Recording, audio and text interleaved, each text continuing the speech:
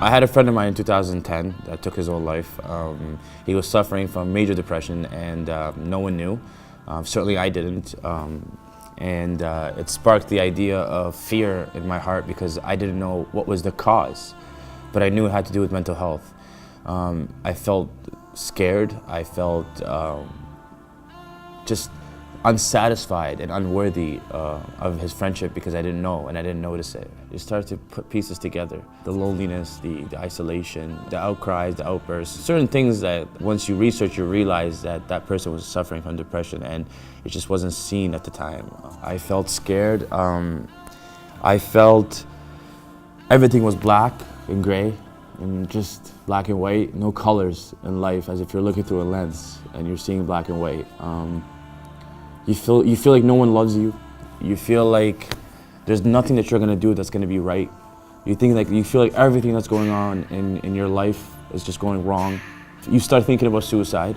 You start thinking about, what if I end this? You know what I mean? Everything will be okay. You just start feeling that you're not worthy of walking the same walk and the same steps as everyone around you. I spoke to a lot of imams, and the aspect of them telling me you just need to pray 5 times a day and strengthen your iman, which is fine. Like, I believe in Allah subhanahu wa ta'ala, but I believe that if you are suffering from depression, the conscious reality of you praying and thinking that everything's gonna get better overnight doesn't really work, specifically when you're going through depression. From suffering from depression, you wanna get better fast.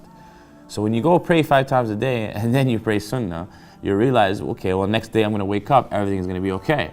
And when it doesn't, it really breaks your heart in so many ways you couldn't even imagine. It's the only thing you're holding on to at the time. So I decided to take a step back from that, continue my prayers for my own reason and my own salvation, because that's your relationship with Allah subhanahu wa ta'ala. But I wanted to do more. I wanted to be better.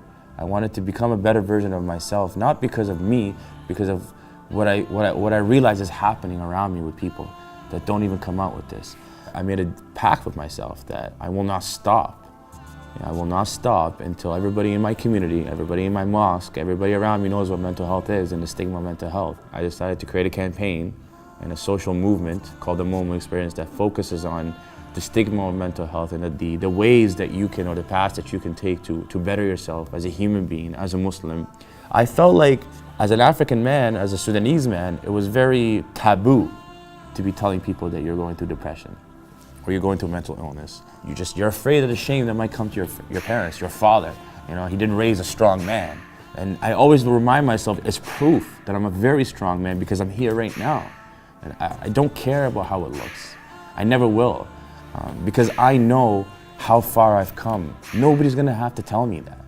Every single person that is walking this earth is fragile. And every single person that is walking this earth is human. Nobody is just born strong.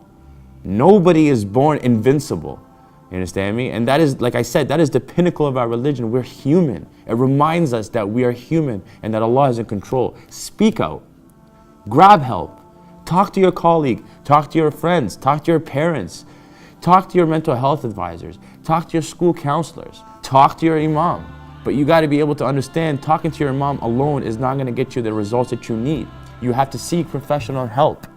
You know what I mean? Despite what mental illness you're going through. And remember, you are stronger for doing that.